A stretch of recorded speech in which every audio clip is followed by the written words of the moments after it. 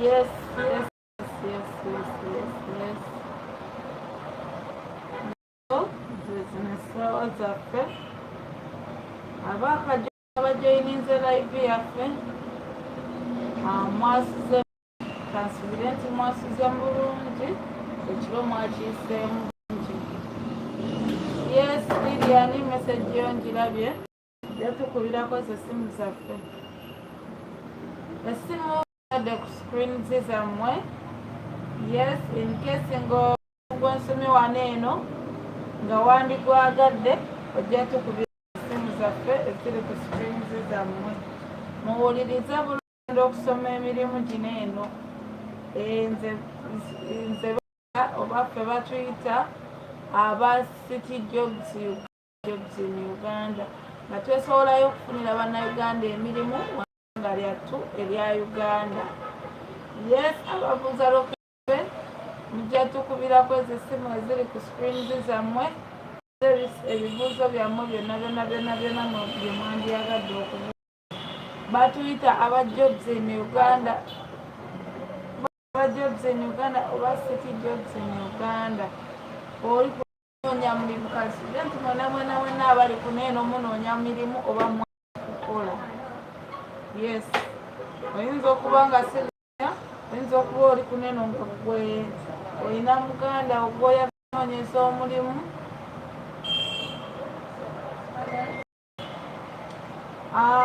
Oyinza okuba nga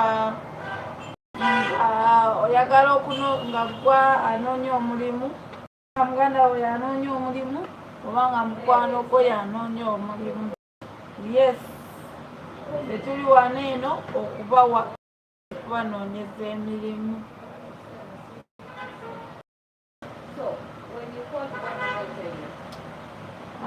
Yes, emirimu gye tulinawo oba the kind of opportunities currently available. I see there is someone asking, what are you expected to do in a wholesale or as a wholesale job? Yes, we have cashiers in wholesale, we have wholesale attendants.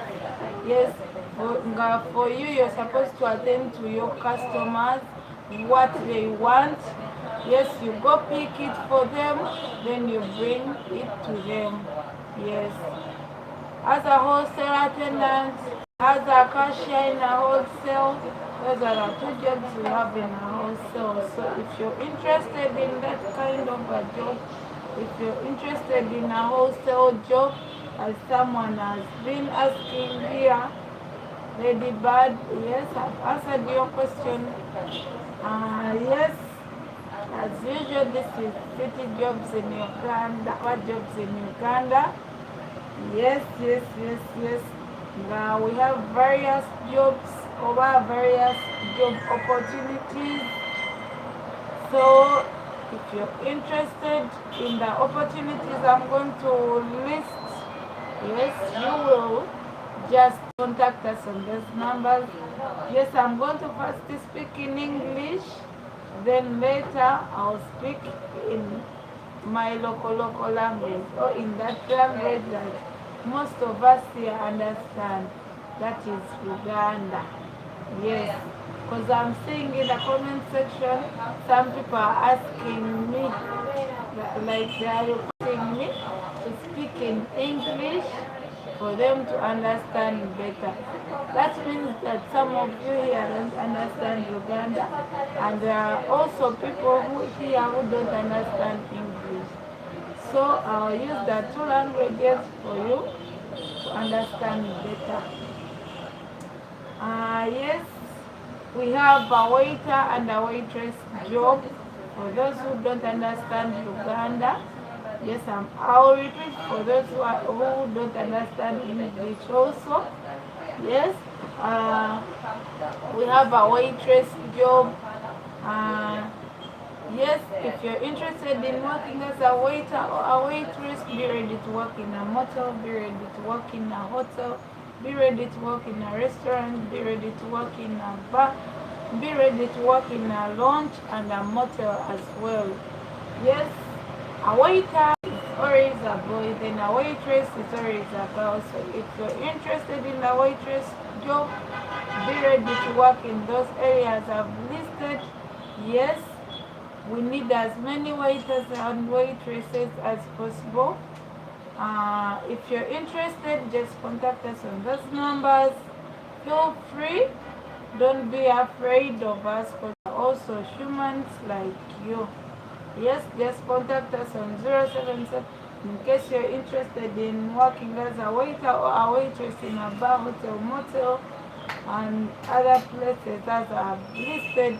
Just contact us on 0771 494 then 328, or you can also contact us on 0746 162 then 450.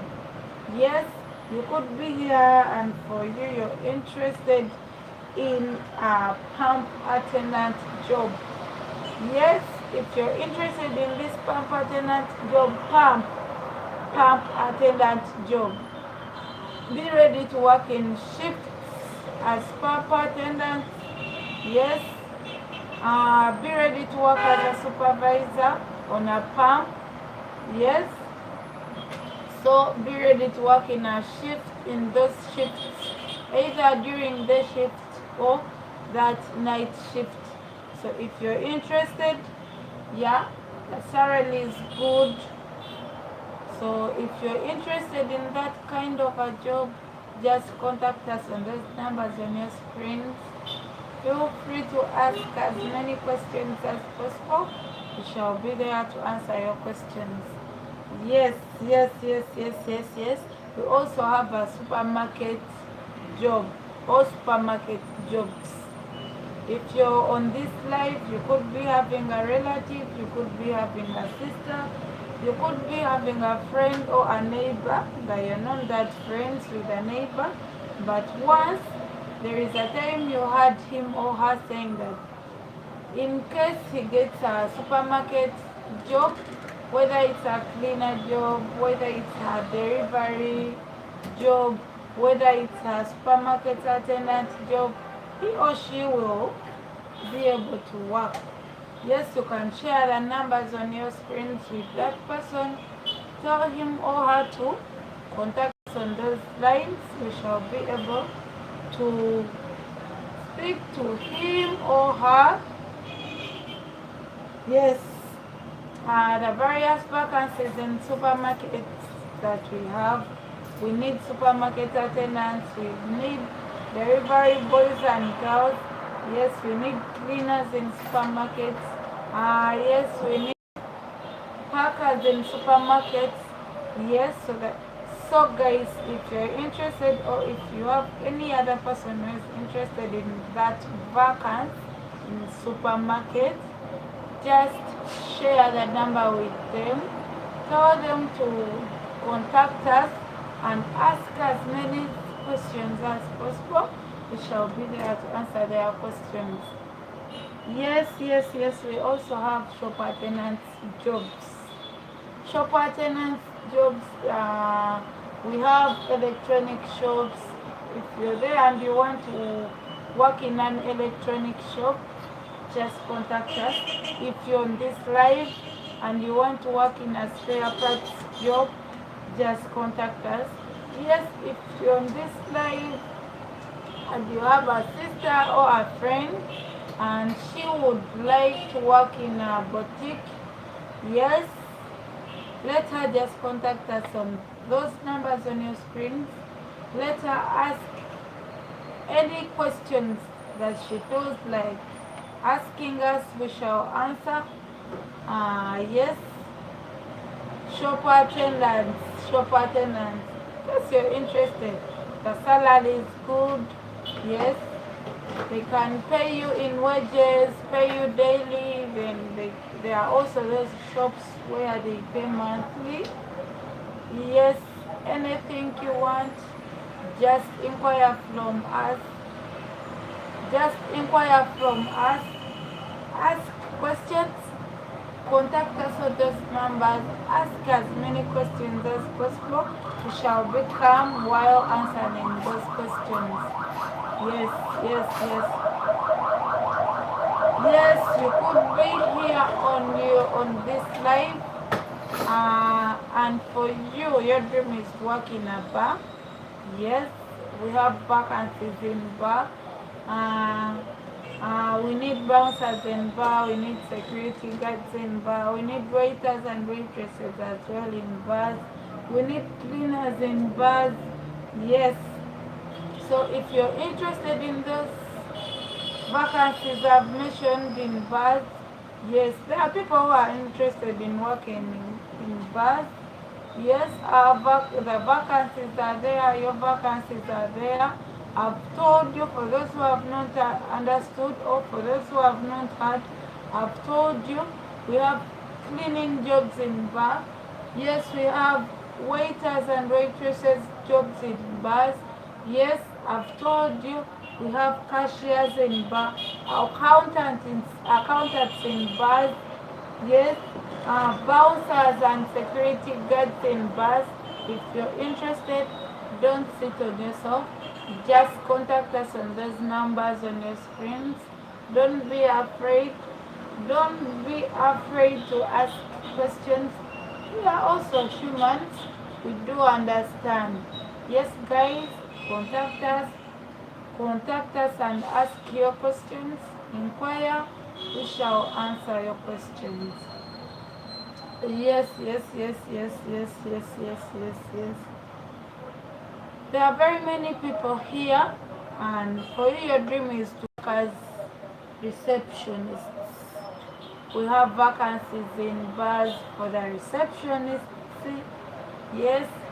Mm, a reception or a receptionist is that person where, okay, let me say that a reception, yes, a reception is that place where people reach, yes, that first place where people inquire.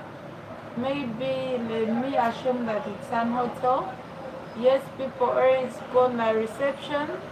They inquire, maybe that person may come when he or she doesn't know where, maybe where to take cash from, where the cashier is. So they inquire from the reception or the receptionist.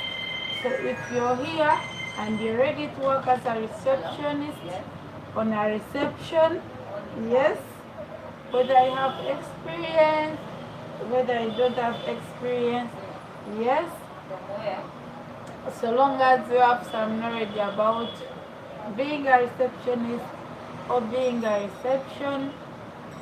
receptionist or being at the reception, yes, you can reach us on those numbers. Your vacancy is there. Your job is there. Yes, don't hesitate. Ask questions. Don't hesitate to call us. We shall answer your questions. Yes, we shall answer your questions. Yes, you could be here for if you want to work as a marketeer. Where do you want to work as a marketeer? Yes, your vacancy is there. Just contact us on those numbers on your screens. Do you have experience in marketing or you don't have experience in marketing? Yes, you can still do this job of marketing even if you don't have experience in it, but you have the passion to do it. Yes, in most cases, doing something with passion is more better. Yeah. So, if you have experience, still you can contact us. The vacancy is there. Still, if you don't have experience in marketing, but you have the passion, yes, still you can also contact us on those numbers. I assure you that you're going to work as a marketeer in that, like, yeah, you're going to work as a marketeer in these specific areas. We need marketeers in hardware. We need marketeers in supermarkets. We need marketeers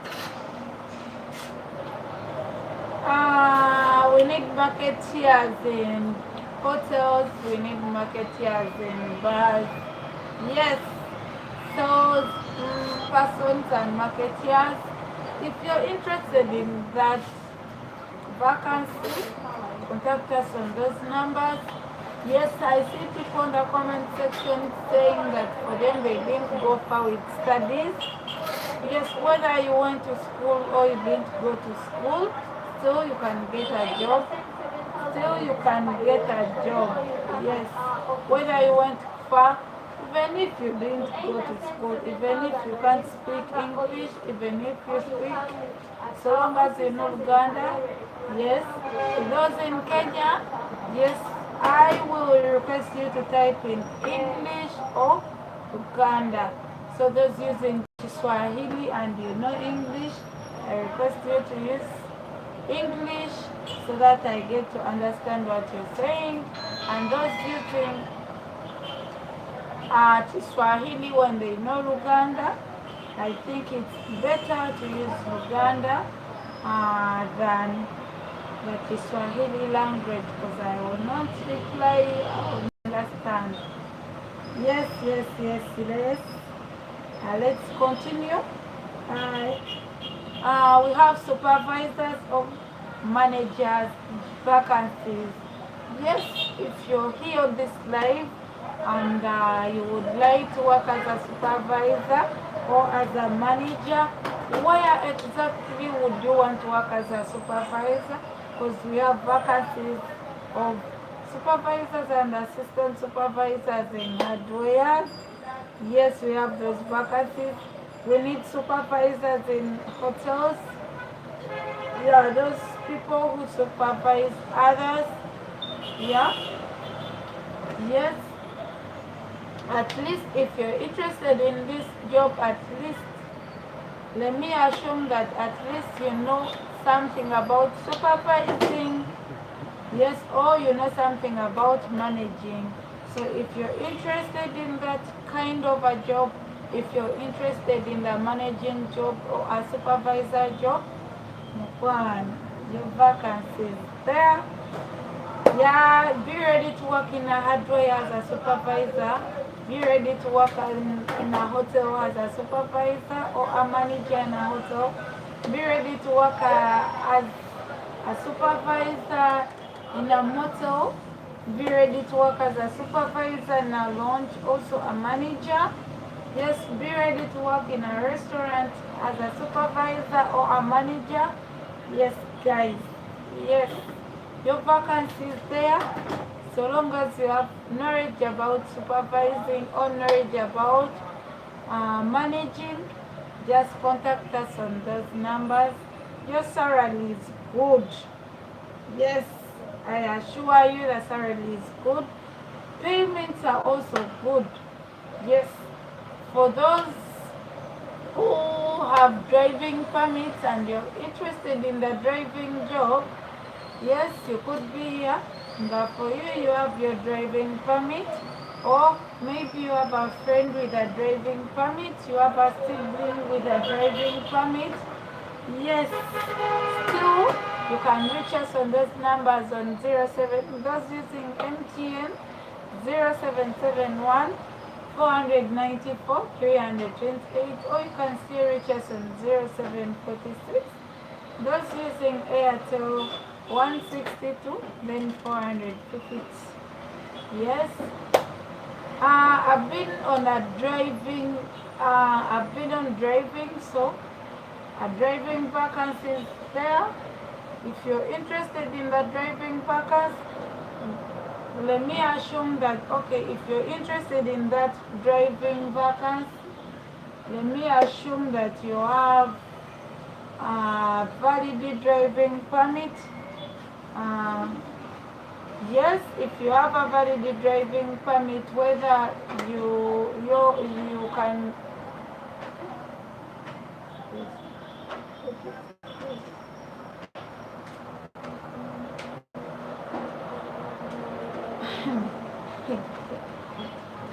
Yes, guys. Yes, guys.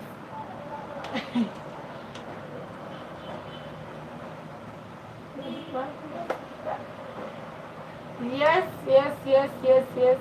We have various classes, so I don't know that whether your class is class A, whether it's class B, whether it's class C. Yes, all the vacancies are there. Be ready to drive these specials, graders, taxis, and these trucks. So, whether you have experience in driving or you don't have experience in driving, still you can get a job with us, that driving job with us. Yes, just reach us on those numbers on your screens. Ask as many questions as possible. We shall be there to answer your questions. Yes, yes, yes, yes, yes, yes, yes, but guys, I'm excited. Yes, yes, let's continue. For those interested in microfinance, but now your salary is like this. Your salary is good. Yes, this job doesn't require someone, okay, doesn't discriminate someone who went to school from someone who didn't go to school. Whether you have experience in microfinance or not, still you can do this job. Whether you went to school or not, still you can do this job. Your salary is good. Yes, if you're interested in microfinance, yeah, microfinance, for them they deal in savings and loans. Yes, if you're interested in this kind of a job, just contact us on those numbers on your screen. Ask as many questions as possible. We shall be there to answer your questions. Don't hesitate to call. Don't hesitate to call. Just contact us. Ask your questions. Nothing to put them. Yes. We have stationary work. Oh, we need stationary workers. People, yes, if you're on this life or you have a relative, you have a sibling, they have ever told you that they are interested in that kind of a job for the stationary work. Maybe they don't have experience, or maybe they have experience in stationary working. Yes, they can teach you as well as paying you. That is what for, yeah, that is what we call on-job training. You're working, but at the same time you're learning something. Yes, yeah. If you're interested in that kind of a job of stationary working, I've told you you can still do it, whether you have experience or not. Still, you can do that stationary work and be able, in case you don't know anything or in case you know. Those who don't know, you can do on-job training. For those who don't know, yes. Sorry, for those who don't know, you can do on-job training. And for those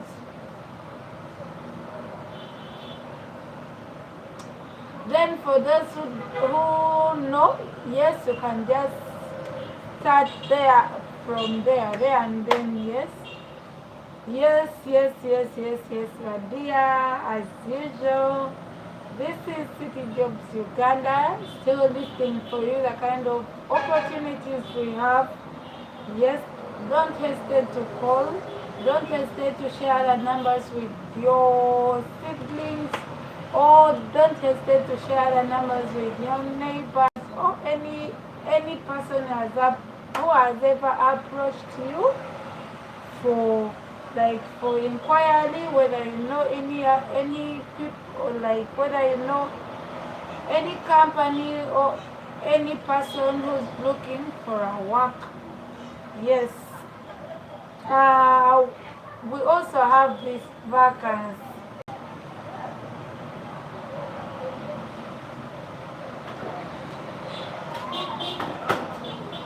Yes, guys. Yes, guys. Yes, guys.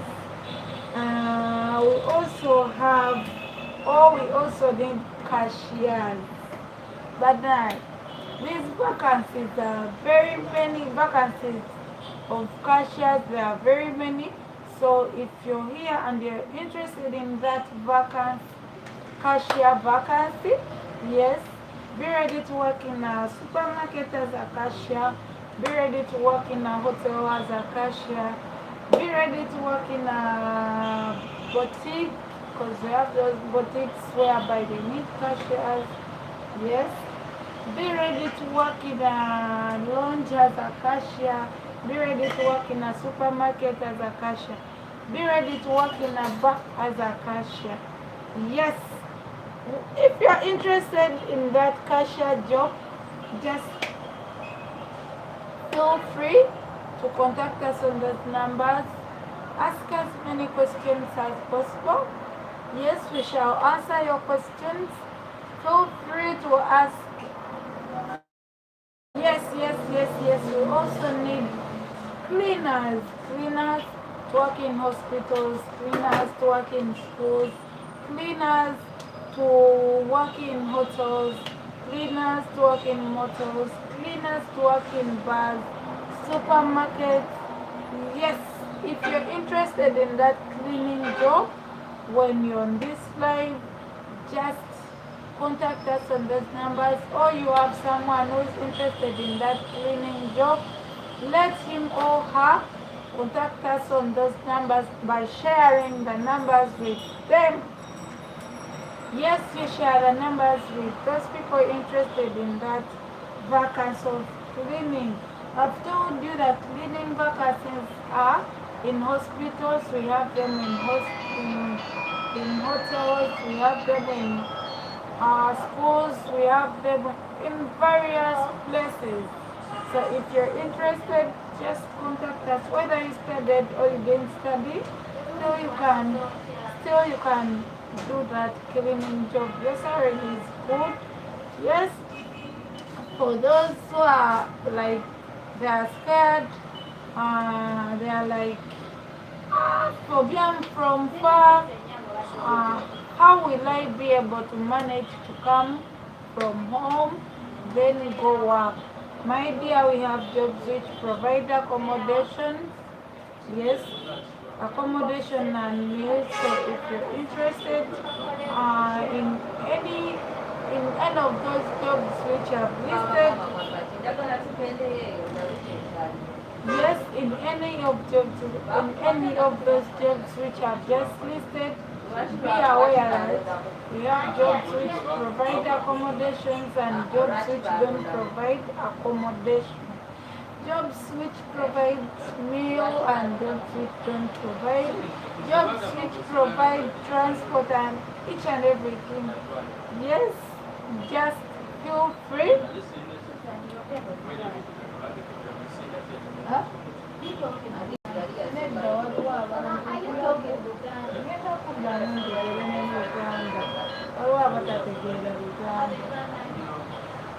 Yes, just feel free to ask as many questions as possible. Yes, we have this local and continental chefs. All we need the local and continental chefs. If you're ready to work as a local or continental chef, yes.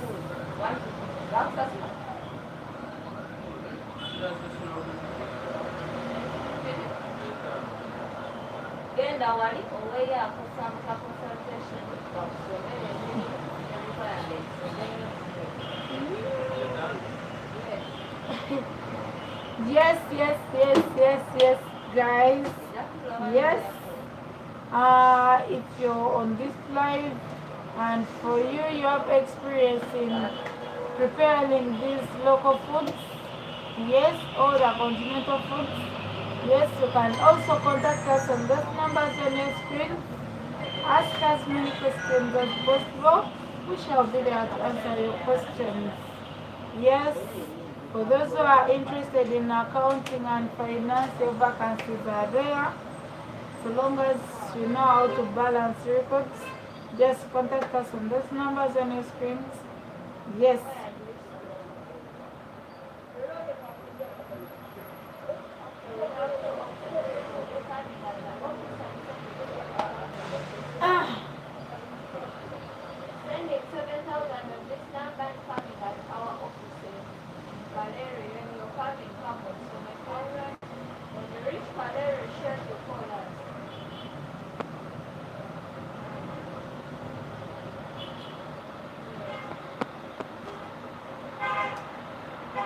Yes, yes. Ati benzirako mbadde ng'omuga. Waliwo bali eri oli apariri wange. Anti kati nina kuddamu Luganda. Mbadde nsoose abo abatategeera Luganda. Manya Luzungu, manya Luganda kuba mbadde ddugiramu Luganda. Bali ne bakomenti mwana bakwange. Can you please speak in English? Because the last time I just didn't understand Luganda.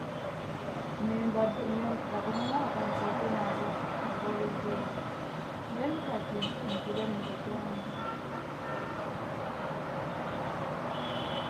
Yes, tukomyewo. Tuvuddeyo mu batamanyi Luganda. Yes, kati tukomyewo mu b'Oluganda. Mwasuze mutya bamikwano. Kansubire nti no mwasuze bulungi. Yes, eno bagiyita oba batuyita aba jobs in Uganda oba city jobs in Uganda nga tusangibwa wano mu Uganda era tusangibwa mu kibuga Kampala.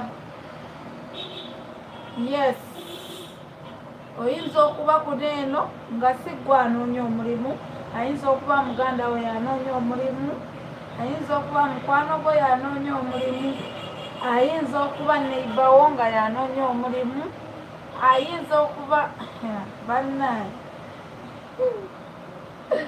ayinza okuba mukwano gwe yanoonya omulimu, ani yenna anoonya omulimu. Ffe twajja okubayambako okumalawo ebbula ly'emirimu mu ggwanga lyattu erya Uganda.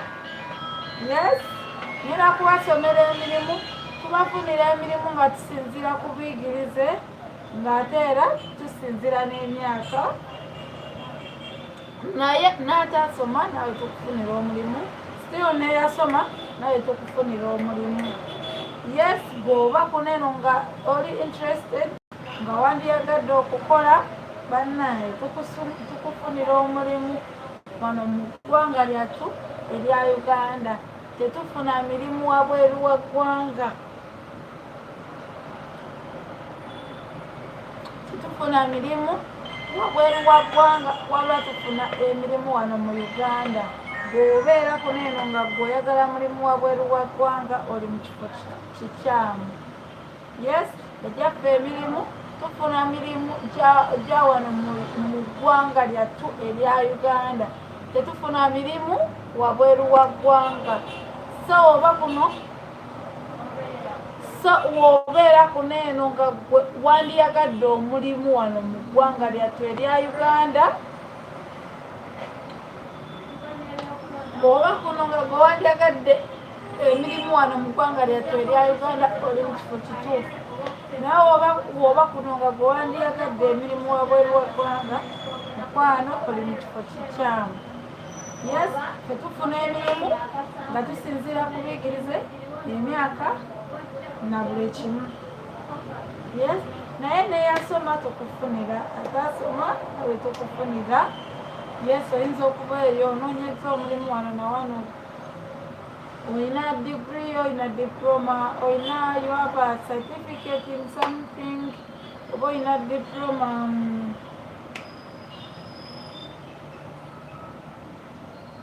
yes, oyinza okuba ne diploma oba certificate in graphics. Gyonna egyo emirimu tugirina. Yes, ngenda gibasomera mutege amatu mukunkumule amatu nga mbasomera. Yes, tulinawo emirimu egy'aba waiter ne ba waitresses. Waiter ebiseera ebisinga betuyita abaweereza abalenzi oba abaweereza abawala. Ba waitress be baweereza abawala nga mugenda kola mu bars, mugenda kola mu lounges, but lounges, mugenda kola mu restaurants, mugenda kola mu hotels, mugenda kola ne mu motels. Yes, bw'oba kuneeno nga wandiyagadde okukola nga waiter oba waitress omuweereza omulenzi oba omuweereza omuwala mu ebyo ebifo bye njokedde.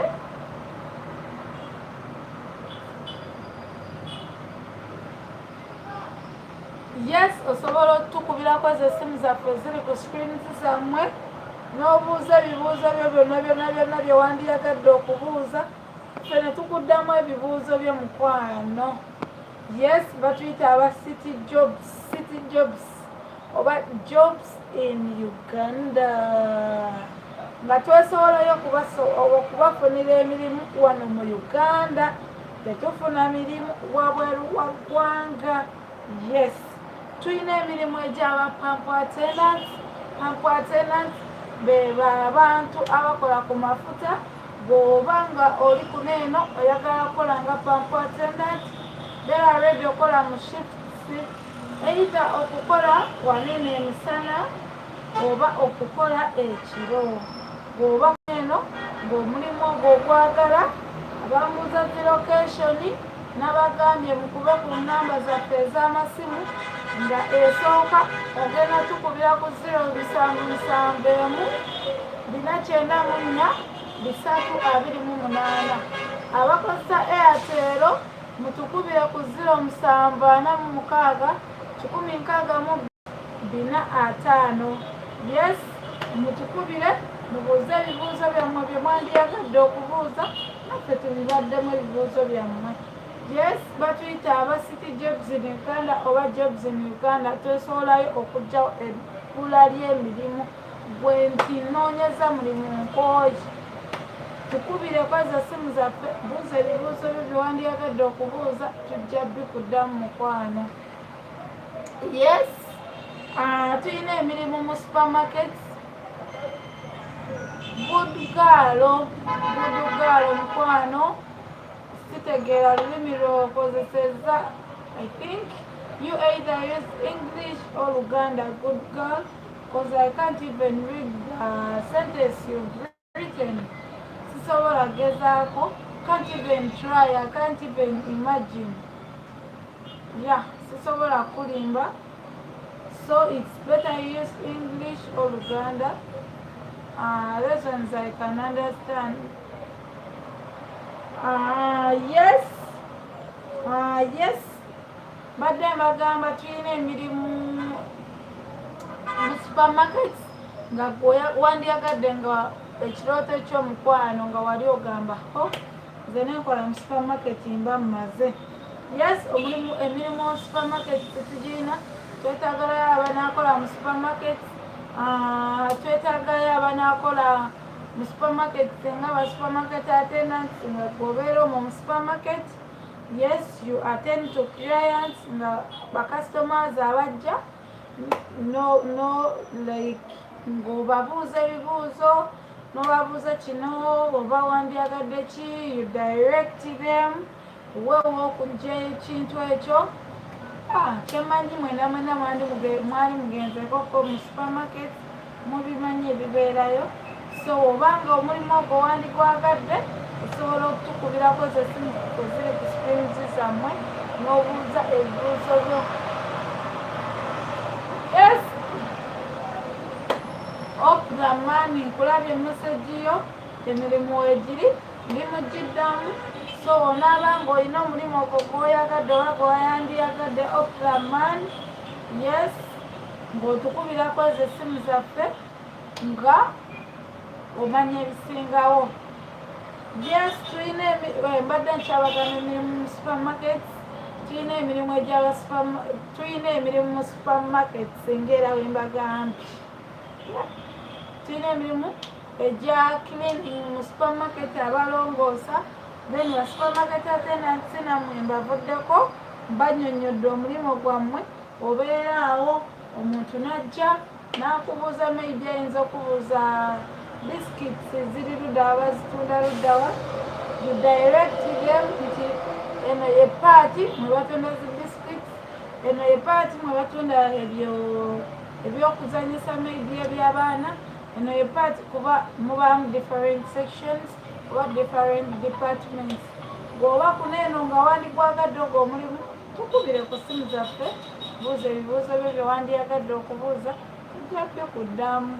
Yes, oyinza okubeera ng'oli eno nga bw'oyagala kolanga mulongoosa mu supermarket, you want to work as a cleaner in a supermarket.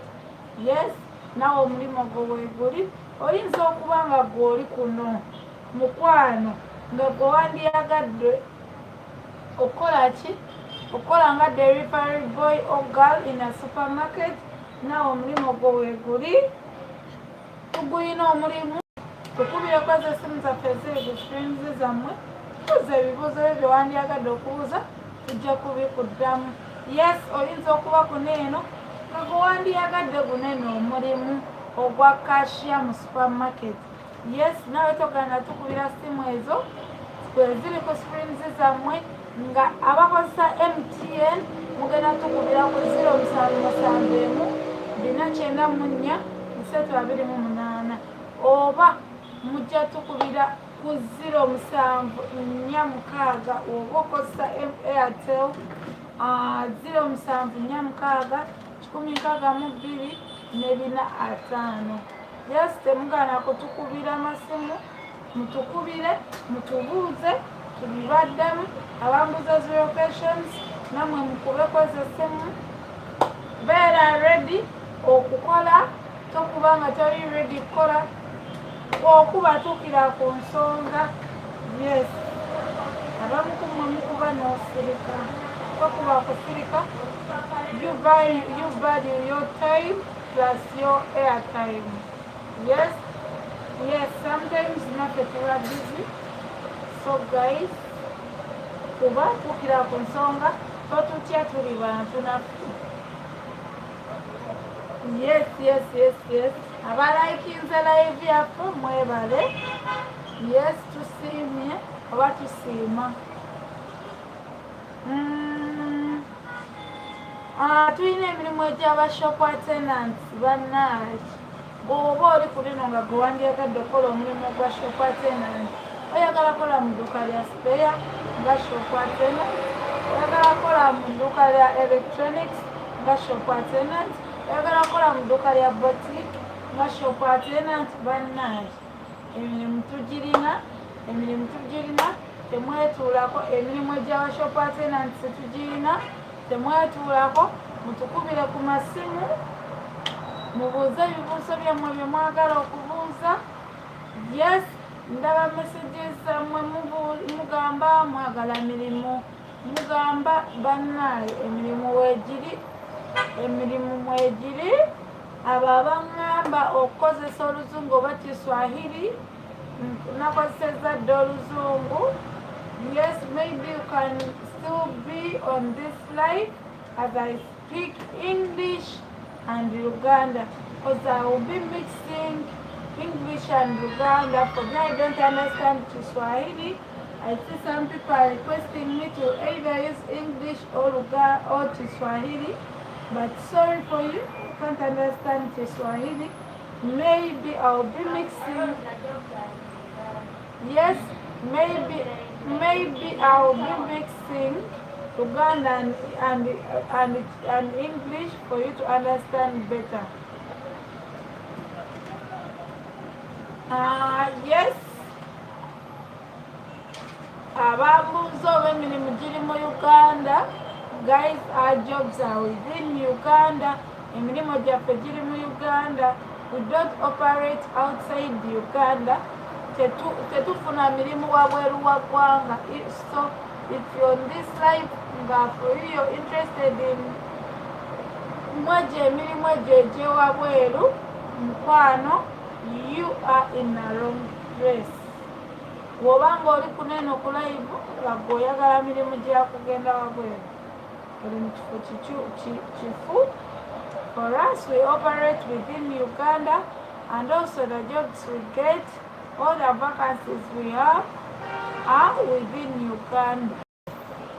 Yes. So, oyinza okuba nga oli kweno live nga oli mu kyalo naye nga otidde ogamba nasobola okufuna omulimu wanene omuntu, nasobola okufuna. Waliwo abantu abatajjangako mu bibuga nga for them their dream is to come in town. Yes, nammwe omulimu emirimu gyammwe tugiina temugaana tukubira amasimu mutukubire mubuuze ebibuuzo tugenda bibaddamu ebibuuzo byammwe bw'oba ng'oli kunene.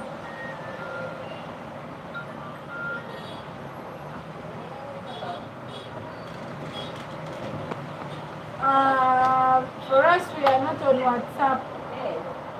Yeah, those asking whether we on WhatsApp, we are not on WhatsApp. And yes, I've seen someone in the comment section saying, me, I'm Ugandan and I work in Kenya, Nairobi. Yes, God is in control. Yes, I've seen your message. It's good that you're working in Kenya. Yeah, that's nice. Yes, Chirunji, Oli Uganda, but you're working in Kenya. Chirunji, there are very many Ugandans in Kenya. Yeah, Chirunji. And I'm happy for you. Keep pushing.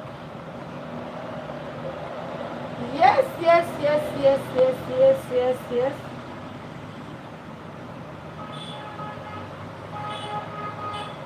Yes, kirungi mukwano era nkusanyukiddeko.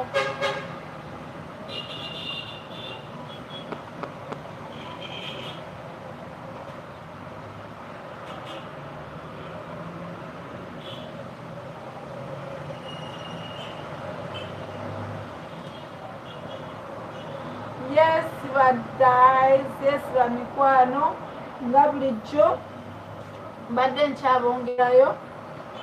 nkyabongerayo nga mbagamba ogwa shop attendant abali interested namwe mutukubire.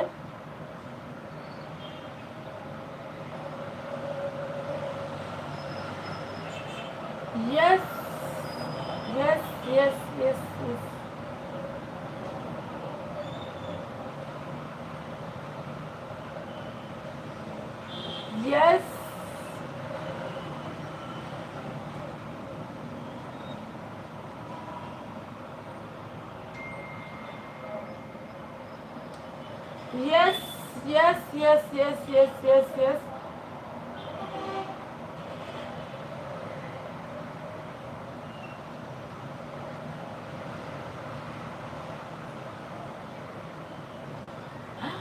Bannaye.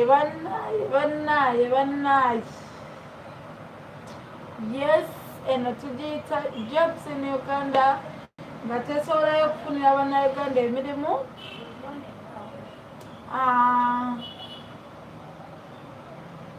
Yes, tesobolayo okufunira bannayuganda emirimu wano mu ggwanga lyattu erya Uganda.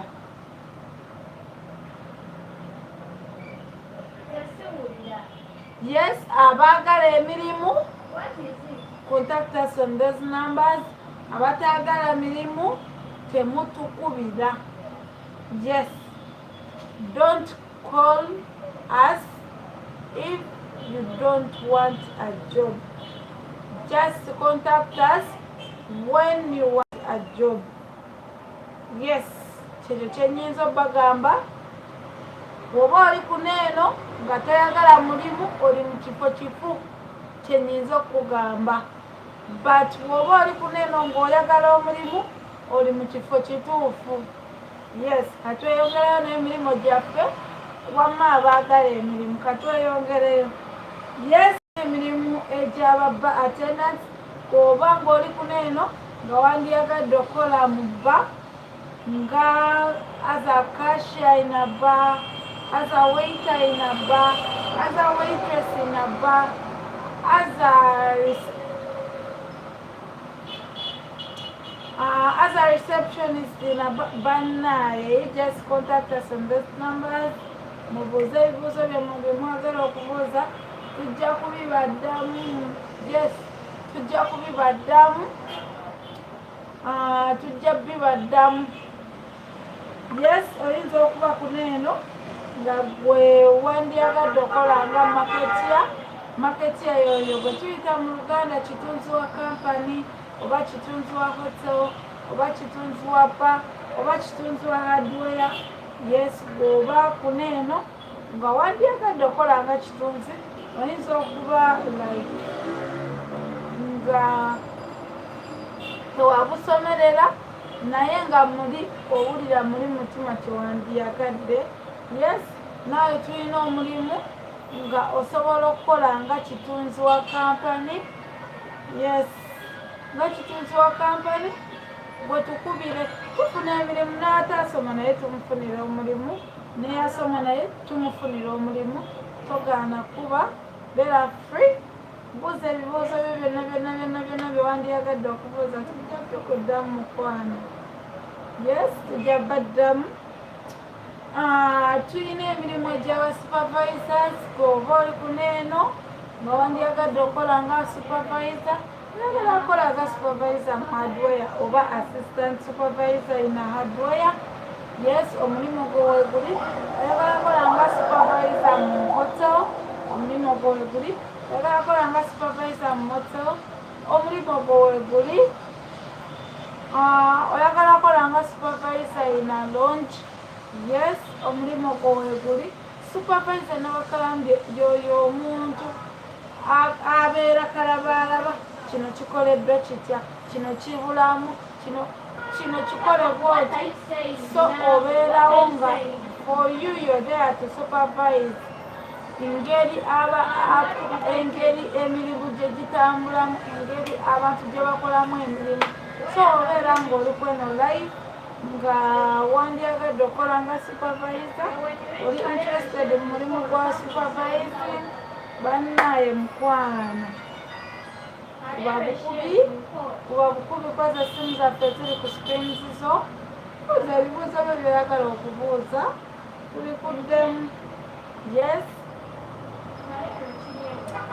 oyinza okuba bannaaye ng'oli kweno live nga si gwe yeetaaga omulimu kubanga bangi.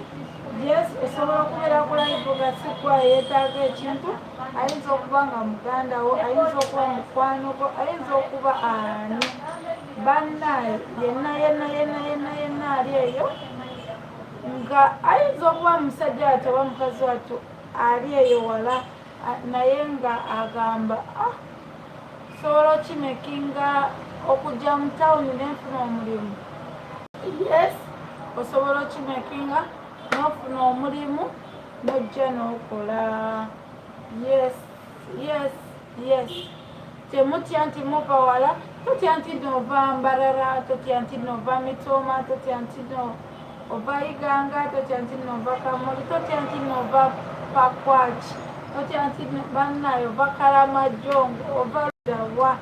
Yonna bantu mubeera eyo naye nga gwe n'ekirooto ky'ogamba bambi singa nsobola okujja mu tawuni neefuna kyenkola ne baba nsuza. Yes, tulina emirimu egisuza, tulina n'emirimu egitasuza.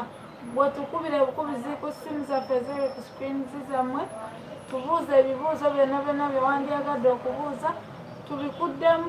Emirimu gyaffe weegiri, ate emirimu mingi n'omusala musava. Eri abo abasoma nga gw'ogamba nsoma, nandyagadde okureizingayo akasente.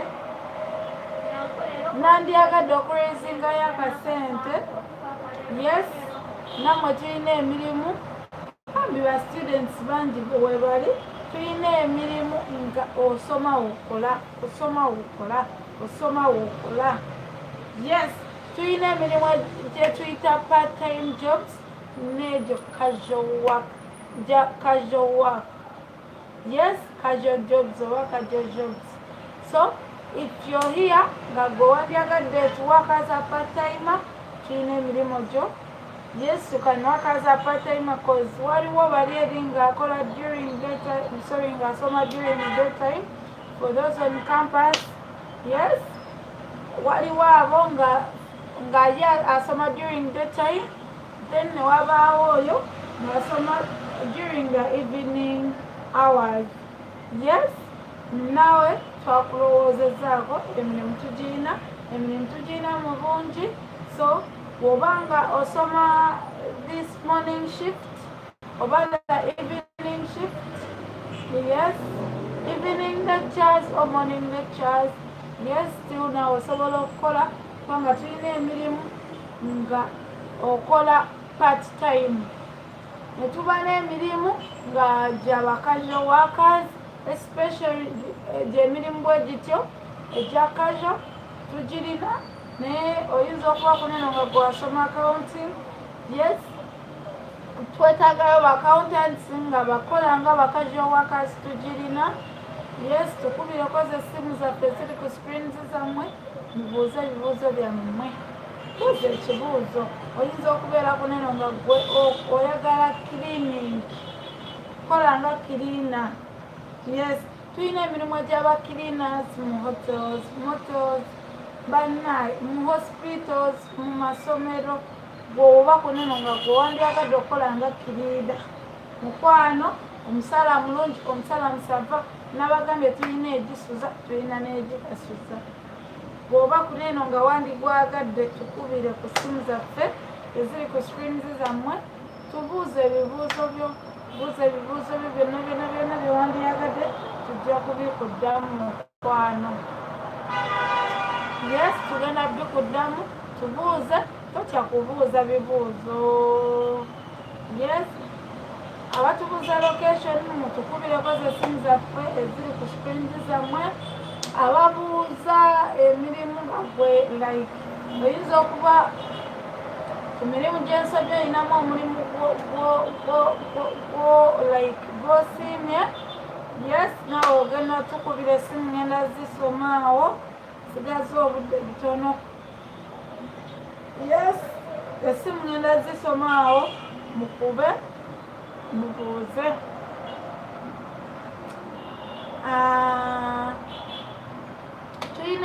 Oyinza okubeera kuneeno nga gwe mukazi wate olina nga gwe omusajja wate olina driving permit, onoonyeza like wagifuna dda, naye emirimu egy'okuvuga togiraba. Ovugira mu kirasi ki? Ovugira mu kirasi A, ovugira mu kirasi B, ovugira mu kirasi ki?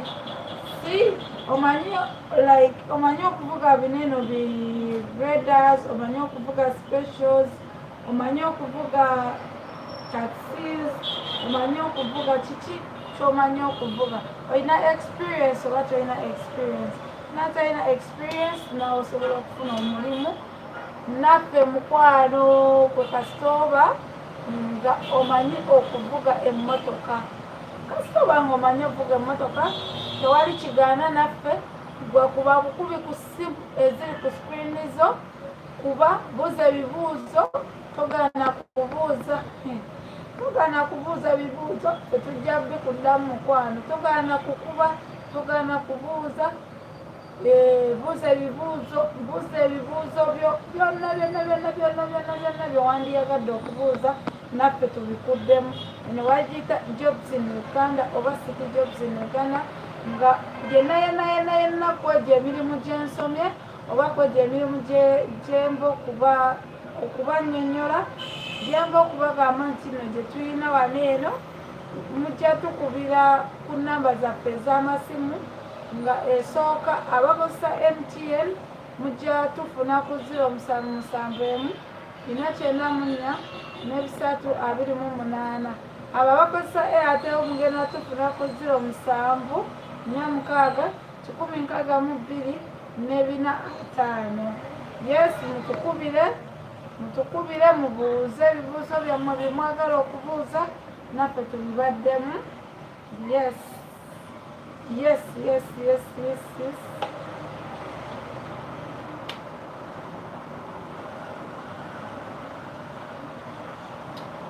Yes, bamikwano bagiyita city jobs in Uganda oba jobs in Uganda.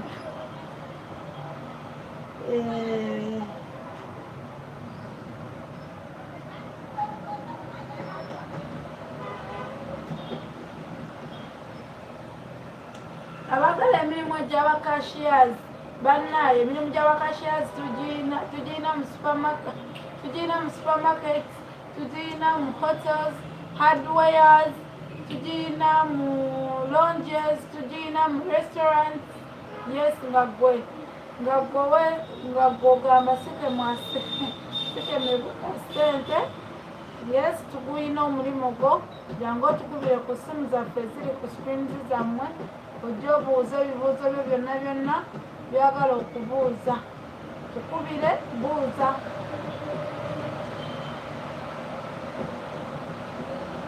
Yes, abaagala omulimu gwa driving nabagambye weeguli. Yes, kasooka ng'olina driving permit ng'eyo kweri ng'ate yawa wano Uganda. Yes, kasooka ng'olina driving permit ng'eri valid, tukubire ku ssimu. Abaagala omulimu gwa delivery mu supermarket, yes, nga gwe okwagala nawe tukubire ku ssimu. Temumbuuza location wabula mutukubire ku ssimu bababuulire location. Yes, essimu zaffe ezo kweziri bulungi bwe kuba bukubi obuuze.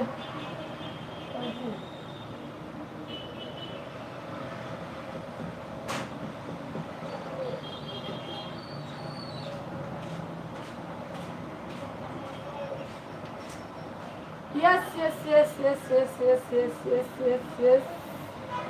Nga tweyongerayo mugenda tukubira ku ssimu zaffe ziri ku screens zammwe.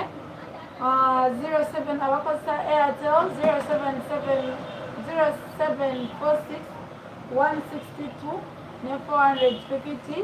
Abakozesa MTN mugenda tukubira ku 0771 494 328.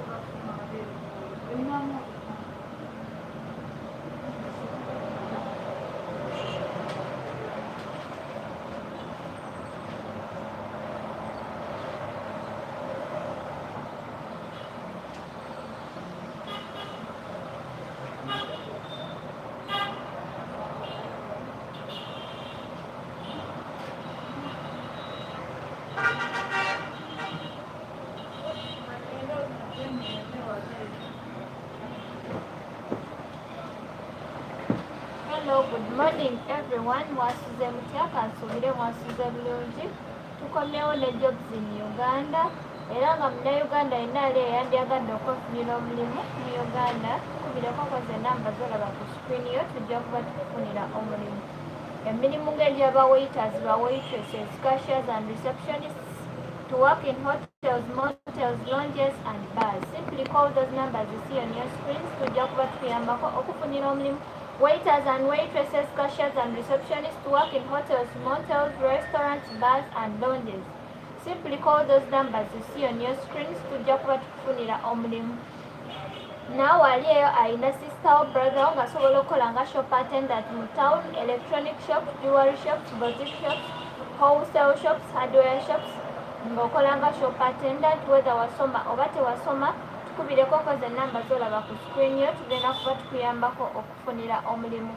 Shop attendant jobs and supermarket attendant jobs are available.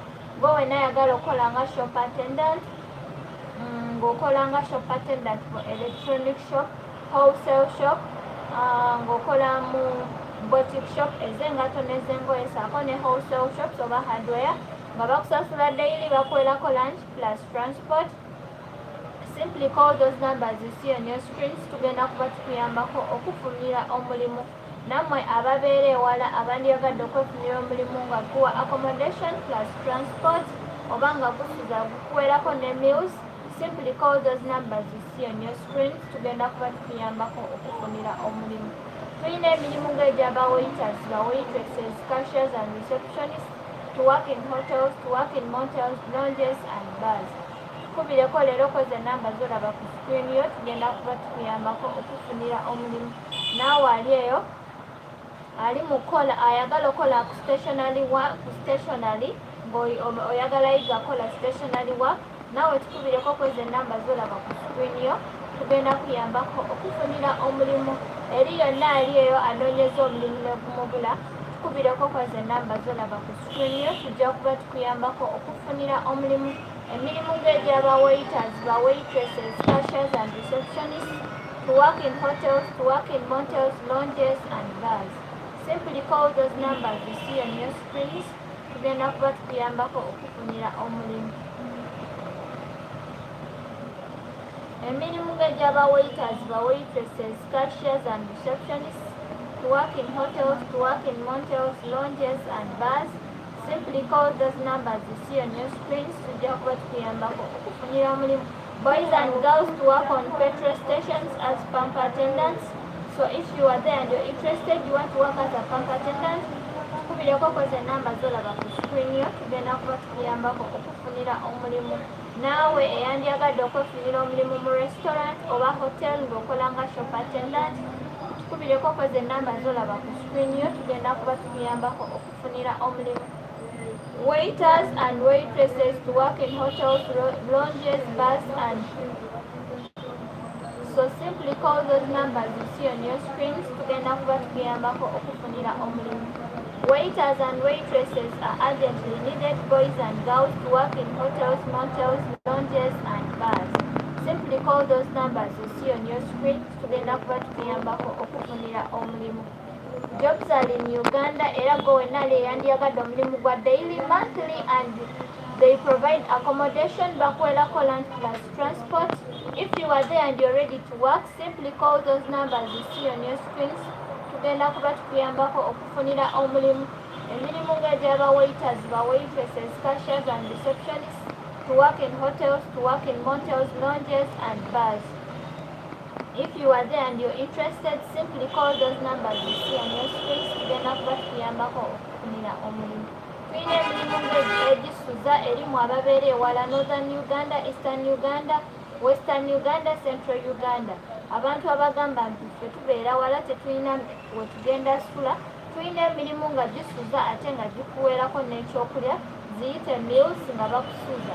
So if you are there and you're interested, simply call those numbers you see on your screen tugenda kuba tukuyambako okufunira omulimu. Emirimu ng'egyaba waiters, ba waitresses, cashiers and receptionists, to work in hotels, to work in motels, lounges and bars. Tukubireko kwezi enamba zolaba ku screen yo tujja kuba tukuyambako okufunira omulimu. Oyinza okuba oli eyo ng'ekirooto kyo kyakolako mu supermarket, ng'okolanga supermarket attendant, ng'okolanga paaka mu supermarket, delivery guy mu supermarket, oba oyagala kolanga cleaner mu supermarket. Tukubireko kwezi enamba zolaba ku screen yo tugenda kuba tukuyambako okufunira omulimu. Tulina emirimu egisuza wamu n'egyo egitasuza, so gwe wenna ali eyandyagadde omulimu ogusuza oba nga tegusuza tukubireko kwezi enamba zolaba ku screen yo tugenda kuba tukuyambako okufunira omulimu. Emirimu ng'egyaba waiters, ba waitresses, cashiers and receptionists, to work in hotels, motels, lounges and bars. Tukubireko leero kwezi enamba. Do you want a job or you are requesting for a job? If you are requesting for a job, where do you live and which job would you like to do? Because we have many jobs for supermarkets, and we have waiters and waitresses, receptionists and cashiers. If you are to work in a supermarket, expect to work as a cashier, cleaner, packer or delivery or supervisor or manager or supermarket attendant. So which department would you like to work in? So we have even these jobs for shop attendants. Abagala okola nga ba shop attendants nga bakusasula daily. Where do you stay, mister? Shop attendant, do you want to work in town where they provide lunch and transport? Or do you want to work in your place where wholesale shops, hardware shops, boutique shops, electronic shops and jewelry shops? All of them, they provide lunch and transport. So if you are there, you want to work as a shop attendant, simply call those numbers you see on your screens tugenda kuba tukuyambako okufunira omulimu. It depends.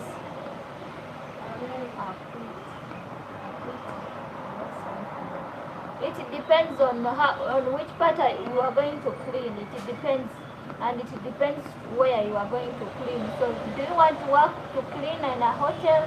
Do you want to clean in a motel, a restaurant, a bar, or guest house? Do you want to clean in a supermarket, or do you want to clean in a bar, a lounge? So it depends on the salary.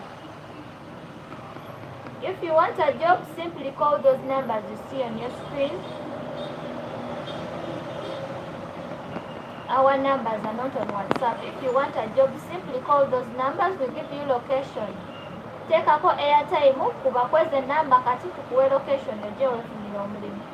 Jobs are in Uganda. Do you want to work as a waiter or waitress, cashier and receptionist in a hotel, motel, lounge and bar? Simply call those numbers you see on your screen. Tugenda kuba tukuyambako okufunira omulimu. Cashiers and receptionists, waiters and waitresses to work in hotels, motels, lounges and bars. Simply call those numbers you see on your screens tujja kuyambako okufunira omulimu. Waiters and waitress jobs are also available. Abagala okola mu supermarket nga mukola nga ba supermarket attendants, packers in supermarkets, deliveries in supermarkets. Kuba kweze namba zolaba ku screen yo tujja kuwulira biki ebyetaagisa. Era olagikuba tujja kuwa endagiriro ojje weefunire omulimu gwonna gw'oyagala. Oba oyagala kola mu shop, supermarket, oyagala kola mu bar, oba lounge, oba anything. Simply call those numbers you see on your screen. Tujja kuba tukuyambako okufunira omulimu. Emirimu ng'egy'aba waiters, waitresses, cashiers and receptionists to work in hotels, motels, lounges and bars. Tukubireko koze enamba zemulaba ku screen zammwe. Tugenda kuba tubayambako obafunira omulimu. Naawe yandyagadde okukola nga sales personnel oba marketeer mu industrial area to market those tractors and generators that are found there. Bw'oyagala kukola nga sales personnel, marketeer oba kitunzi, tukubireko koze enamba zolaba ku screen yo. Tugenda kufunira omulimu. Naawe ali eyo eyandyagadde okukola mu banga okola nga barman, attendant oba bouncer, tukubireko ezo enamba zolaba ku screen yo. Oyagala kukola nga waiter oba waitress. Emirimu egyo mingi sisobola nagimalayo ate buli kitundu tulinamu. Gwe wenna ayagala okukola nga waiter oba waitress. There are very many. Even those people who want to work in a town nga mukola nga bashop. Do you stay in Itebe? Do you stay in Natete, Itebe Road, Gaba Road, Gayaza Road, and you would like to work in town? Simply call those numbers you see on your screens tugenda kuba tukuyambako okufunira omulimu. Namwe abayagala okukola nga ba waiter oba ba waitresses, cashiers and receptionists to work in hotels, motels, lounges and bars. Simply call those numbers you see on your screen. Mukube ku namba ezo kati. Oyinza okuba ng'oli ku live eno naye nga si gwe anoonya omulimu. Bw'olinayo munnoowo oba kyaliwo oba sisitawo atudde waka yasoma teyasoma. Abalina courses abalina certificate mu different courses oyinza okuba wakola procurement, fashion and design, catering and hotel management. Bw'oyagala kukola nga supervisor oba manager mu hotel, motel, lounge or bar. Local chefs abagala okukola nga ba local chef nga mukola mu hotel, motel, lounge and bars oba restaurant nga mufumba local foods oba nga mufumba eno emmere y'Abachina oba nga mufumba continental foods oba continental you prepare continental foods oba local foods. Mutukubireko koze enamba zimulaba ku screen zammwe. Naabo ba barista abalina experience n'abatalina, simply call those numbers you see on your screens. Tugenda kuba tukuyambako okufunira omulimu. Emirimu ng'egy'aba waiters, ba waitresses, cashiers and receptionists to work in hotels, to work in motels, lounges and bars. Mutukubireko koze enamba zimulaba ku screen zammwe. Tugenda kuba tubayambako obafunira omulimu.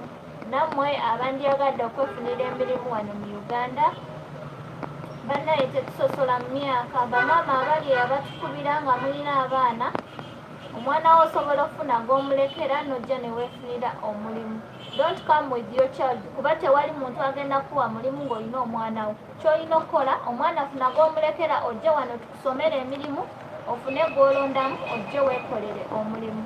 tulina emirimu gy'aba sales personnels oba ba marketeers abagala okukolerako mu industrial area. Even we have stationary work oba stationary workers abagala okukola nga ba stationary workers nga mukolerawa nga mukolera mu town awo ku Nasa Road nga mukola bitabo. Oyagala kuyigiriza bitabo jangu bakuyigirize ate omala obiyiga baba bakusasula daily and there is no any fee that is required. So if you want to work as a stationary worker, simply call those numbers you see on your screens tugenda kuba tukuyambako okufunira omuntu. Emirimu ng'egy'aba waiters, ba waitresses, cashiers and receptionists to work in hotels, motels, lounges and bars. Mutukubireko leero kwezi ennamba zaffe ze mulaba ku screeni zammwe tugenda bawa location mujje mwefunire omulimu.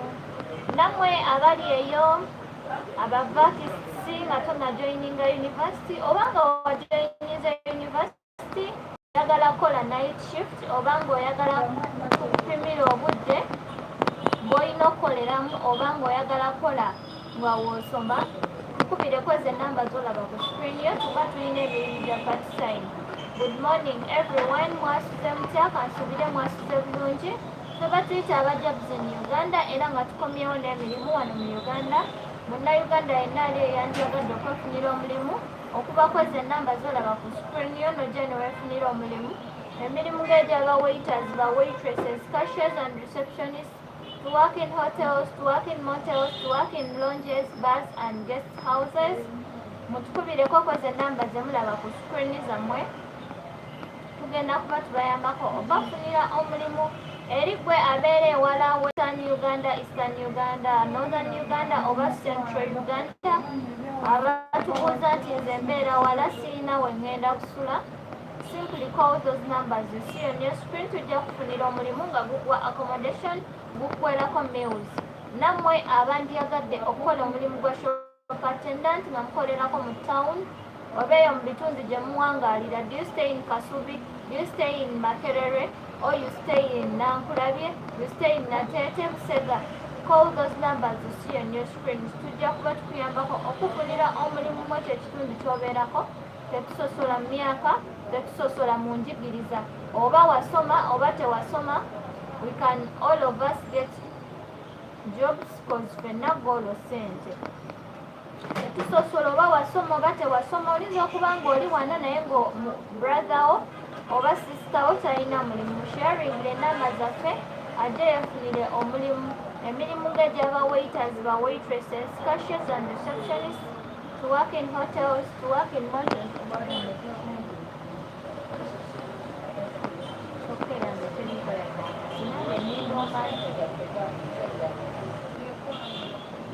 Good morning everyone, mwasuze mutya kansubire mwasuze bulungi. Ffe batuyita abajjabuzi mu Uganda era nga ffe tusobolayo okufunira munnayuganda mirimu. Gwe wenna yandiyagadde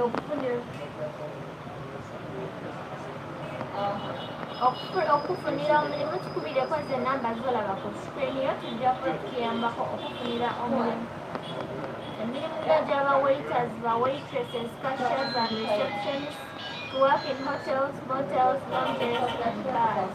Gwe wenna yandiyagadde okwefunira omulimu wano mu Uganda tukubireko ze nnamba z'olaba ku screen yo tujja kuba tukufunira omulimu. Shop attendants, boys and girls, gwe wenna yandiyagadde okukola nga shop attendant mu electronic shop, jewelry shop, boutique shop,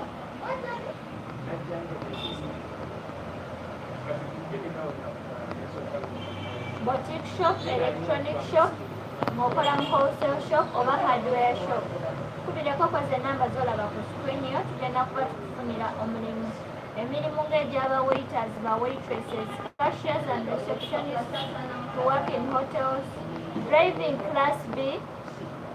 Do you want to drive a tipa? Do you want to drive a special? Would you like to drive a taxi? Would you like to drive a Sinotrack? Or you would like to drive a bus? All these airport pickups. Ovugira mu class B, oyina experience oba toyina abalina driving permit nammwe twabalowoozezaako mujje tubafunire emirimu gya driving. Don't come when you don't have a driving permit, please.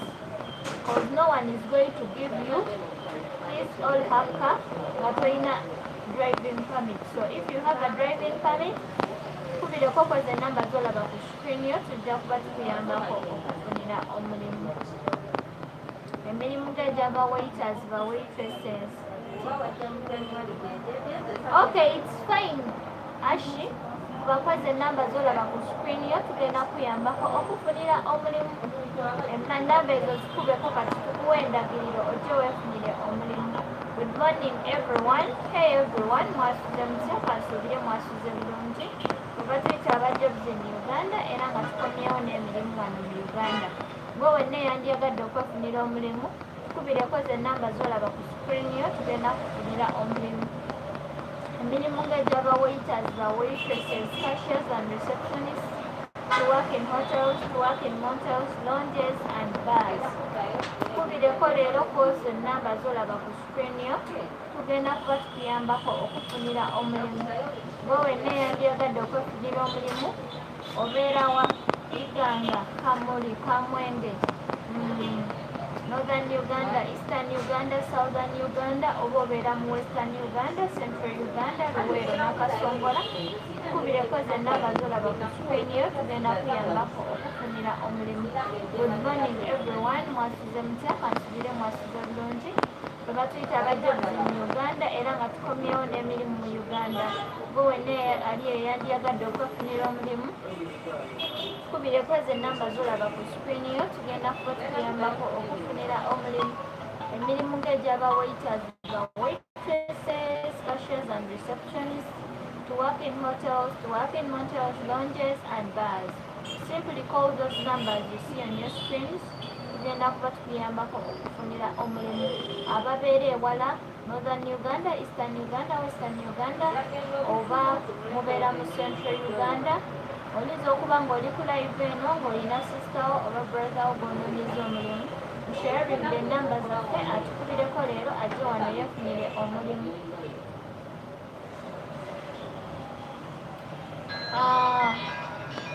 Masi, kubakoze enamba zolaba ku screen yo obabuuze. Kubakoze enamba zolaba ku screen yo kasikati Masi. Good morning everyone, mwasuze mutya? Kansuubire mwasiibye bulungi. Tuba tuyita aba jobs in Uganda era nga tukomyewo n'emirimu mu Uganda. Abagala okukola nga ba supermarket attendant mu supermarket, packers in supermarket, delivery boys in supermarket. Now ayagala okukola nga supervisor mu supermarket, manager mu supermarket, delivery boy oba girl in supermarket. Simply call those numbers you see on your screens. Tugenda kuba tukuyambako okufunira omulimu. Emirimu ng'egy'aba waiters, ba waitresses, cashiers and receptionists, to work in hotels, to work in motels, lounges and bars. Kubireko leero koze enamba zolaba ku screen yo, tugenda kuba tukuyambako okufunira omulimu. Oyinza okuba olina brother wo sister wo ng'asobola okukolera mu town, nga bamuwa daily, nga bamuwerako lunch ne transport. Muwe enamba zaffe atukubireko kati tugenda kuba tumuyambako okumufunira omulimu. Emirimu ng'egy'aba waiters, ba waitresses, cashiers and receptionists, to work in hotels, to work in motels, lounges and bars.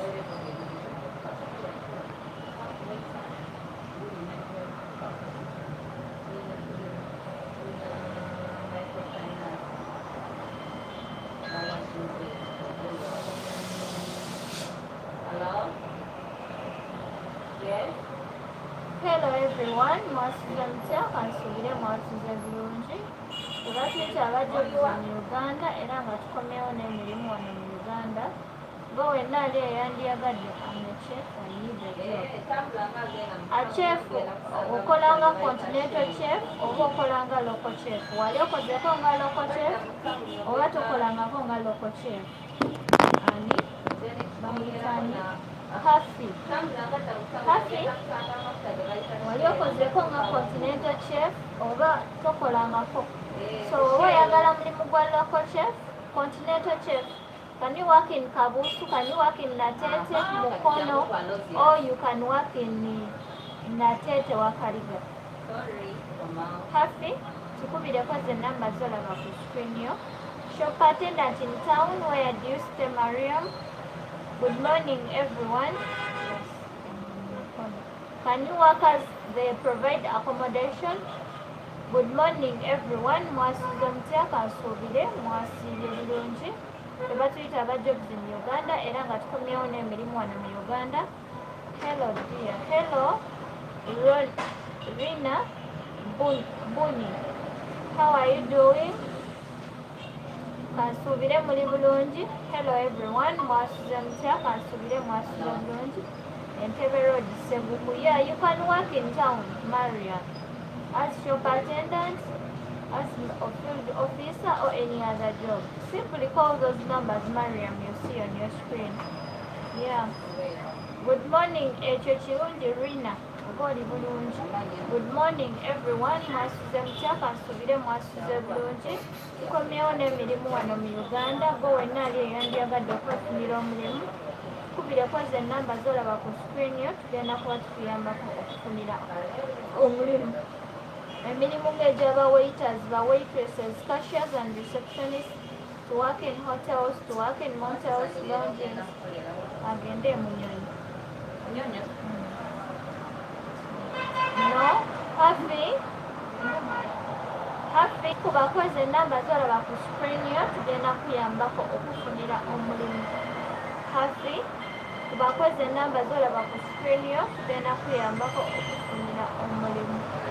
Good morning everyone, mwasize mutya kansuubire mwasize bulungi.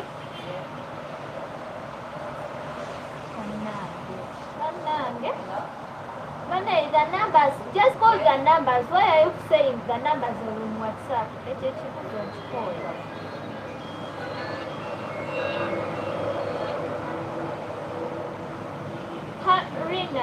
Rina, mukwano kuba kweze namba kati tukuwe location ojje weefunire omulimu, kuba tukuwa omulimu ogwo nga tusinzidde ku myaka gyo n'obuyigirizeebwo. Era wano wensinziiro oba tegeeza nti oba wasoma oba tewasoma, wakoma mu P7, P6 oba senior 4, mwenna musobolera ddala okufuna omulimu. So Rina, tolina okukola kubakoze ennamba z'olaba ku screen yo, tugenda kufunira omulimu. Good morning everyone, mwasize mutya kansuubire mwasize bulungi. Kuba tuyita aba jobs in Uganda era nga tukomyewo n'emirimu wano mu Uganda. Emirimu ng'egy'aba waiters, ba waitresses, cashiers and receptionists, to work in hotels, to work in motels, lounges and bars. Bo wenna ali eyandyagadde okufuna omulimu.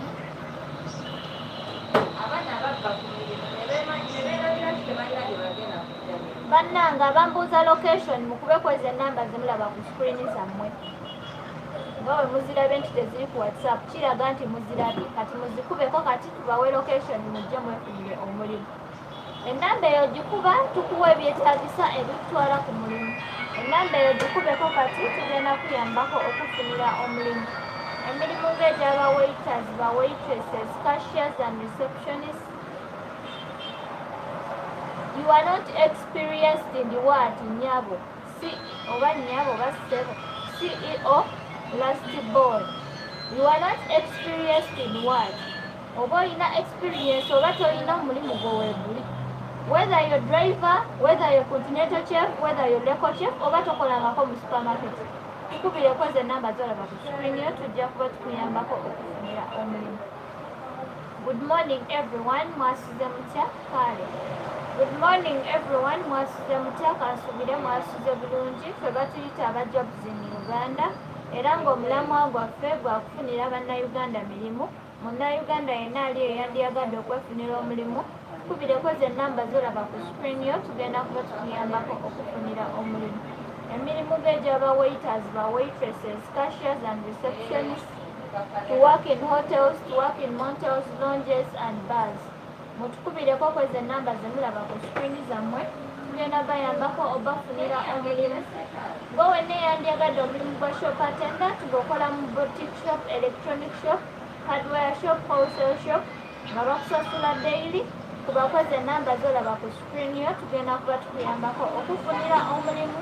Drivers abalina driving permit, tukubireko ze ennamba zemulaba ku screen zammwe, tugenda kuba tubayambako obafunira omulimu. Would you like to drive a tipper? Would you like to drive a Sinotrack? Would you like to drive a airport pickup special? Oba yagala kuvuga taxi oba bus, whether you have experience or not. Nga munnaffe we yabuuziza, what if I'm not experienced? Your jobs are still available. Local chefs, continental chefs, baristas, simply call those numbers tujja kuba tubafunira omulimu. Good morning everyone, mwasize mutya kansubire mwasize bulungi. Twebatuyita aba jobs in Uganda era ng'omulamwa gwaffe gwaleero gwakufunira munnayuganda ali eyo mulimu. Gwe wenna ali eyandyagadde okwefunira omulimu tukubireko okoze ennamba z'olaba ku screen yo tugenda kuba tukufunira omulimu. Emirimu ng'egy'aba waiters, waitresses, cashiers and receptionists, to work in hotels, to work in motels, restaurants and bars. Simply call those numbers you see on your screen. Tugenda kuba tukuyambako okufunira omulimu. People from northern Uganda, people from eastern Uganda, people from central Uganda, abatukubira ne batubuuza mulina emirimu egisuuza n'egitasuuza. Simply call those numbers you see on your screens. Tugenda kuba tukuyambako okufunira omulimu. Hello everyone, mwasize mutya kansubire mwasize bulungi. Bwe batuyita aba jobs in Uganda era nga tukomyewo n'emirimu wano mu Uganda. Gwe wenna ali eyandyagadde okwefunira omulimu tukubireko ze nnamba z'olaba ku screen yo. Tugenda kuba tukuyambako okufunira omulimu. Emirimu ng'egy'aba waiters, waitresses, cashiers and receptionists, to work in hotels, to work in motels, restaurants and bars. Mutukubireko kweze ennamba zemulaba ku screen zammwe tugenda kuba tubayambako obafunira omulimu. Waiters and waitresses, if you too you want a job, ennamba ezo z'olaba ku screen yo z'oba okubako tugenda kuyambako okuwa location ojja obafunire omulimu. Tulina emirimu gy'aba local chefs, continental chefs, baristas, to work in cafes, local chefs and continental chefs, to work in restaurants, motels, hotels and lounges. Kyolina okukola kubakoze ennamba z'olaba ku screen yo tugenda kuba tukuyambako okufunira omulimu.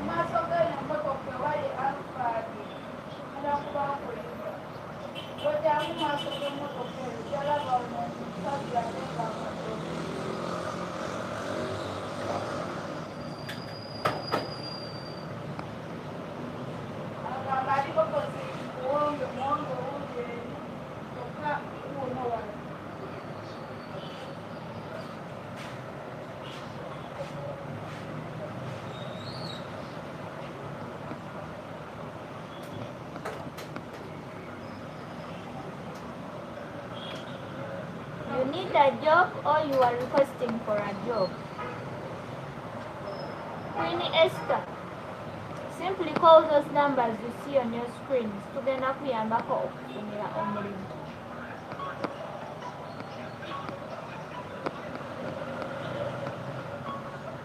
Good morning everyone, mwasize mutya kansubire mwasize bulungi. Twebatuyita aba jobs in Uganda era nga tukomyewo ne vacancies zaffe zetulina. Mini Esther kubakweze ennamba z'olaba ku screen yo wamma zikubeko kati because the English not English. Good morning everyone, mwasize mutya kansubire mwasize bulungi. Twebatuyita aba jobs in Uganda era nga tukomyewo n'emirimu mu Uganda. Gwe wenna eyandyagadde okwefunira omulimu tukubireko ze ennamba z'olaba ku screen yo tugenda kuba tukuyambako okufunira omulimu.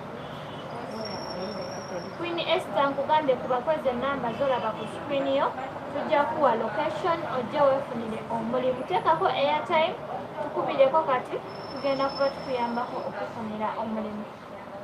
Emirimu ng'egy'aba waiters, waitresses, cashiers and receptionists, to work in hotels, to work in motels, restaurants and bars.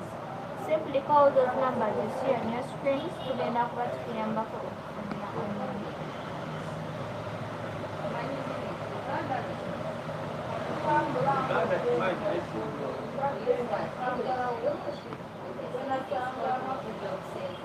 Which language don't you understand? Ye kati obitegedde otya bye njogedde nti bya mirimu? Esther, which language don't you understand, dear?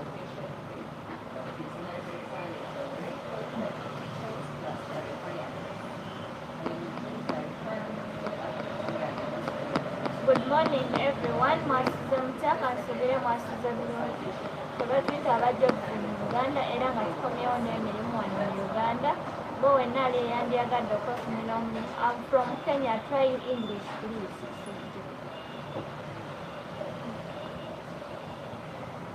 Good morning everyone. Mwasize mutya kansubire mwasize bulungi. Ffe tukomyewo ne vacancies zaffe oba emirimu gyaffe ng'omulamwa gwaffe oguli wano. Okufunira munnayuganda mirimu bo wenna ali eyandyagadde okwefunira omulimu kubireko ze namba zolaba ku screen yo tugenda kuba tukuyambako okufunira omulimu emirimu ng'egyaba waiters ba waitresses cashiers waiters and waitresses cashiers and receptionists to work in hotels to work in motels lounges and bars mutukubireko ze namba zemulaba ku screen zammwe tugenda kuba tubayambako obafunira omulimu Aliyo nga wandyagadde okukola nga supervisor nga wakola hotel management and catering bw'oyagala kukola nga supervisor mu hotel restaurant oba lodge kubire ku namba zolaba ku screen yo tugenda kuyambako okufunira omulimu emirimu ng'egyaba waiters ba waitresses cashiers and receptionists to work in hotels to work in motels lounges and bars kubireko kweze namba zolaba ku screen yo tujja kuba tukuyambako okufunira omulimu good morning everyone mwasize mutya kansubire mwasize bulungi ffe batuyita abajjaguzi mu Uganda era nga tukomyewo n'emirimu wano mu Uganda bo wenna ali eyandyagadde okwefunira omulimu kubireko ze namba zolaba ku screen yo tugenda kuba tukuyambako okufunira omulimu emirimu ng'egyaba waiters ba waitresses cashiers and receptionists to work in hotels, to work in motels, lounges and bars. Supermarket attendants to work in supermarkets as supermarket attendants, workers in supermarkets, deliveries in supermarkets,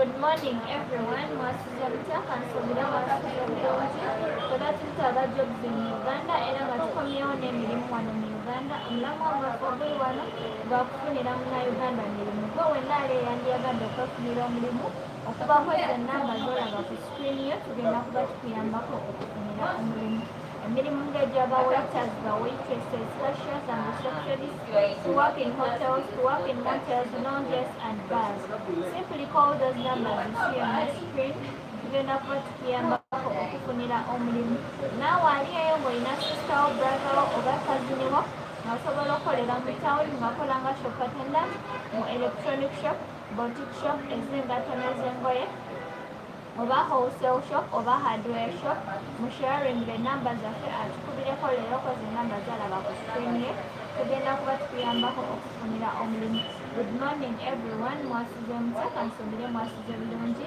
ffe batuyita abajjogzi mu Uganda era nga tukomyewo n'emirimu wano mu Uganda gwe wenna ali eyandyagadde okwefunira omulimu tukubireko ze namba zolaba ku screen yo tugenda kuba tukuyambako okufunira omulimu emirimu ng'egyaba waiters ba waitresses cashiers and receptionists mutukubireko kweze namba zolaba ku screen yo to work in hotels motels lounges and bars simply call those numbers you see on your screens tugenda kuba tukuyambako okufunira omulimu gwe wenna ali eyo bw'oyagala oyiga okola stationary work oba oyagala kukola nga stationary worker ng'omala okuyiga baba bakusasula daily so if you are there and you're interested simply call those numbers you see on your screens tujja kuba tukuyambako okufunira omulimu emirimu ng'egyaba waiters ba waitresses cashiers and receptionists to work in hotels to work in motels lounges and bars mutukubireko leero koze namba zemulaba ku screen zammwe tugenda kuba tubayambako okubafunira omulimu.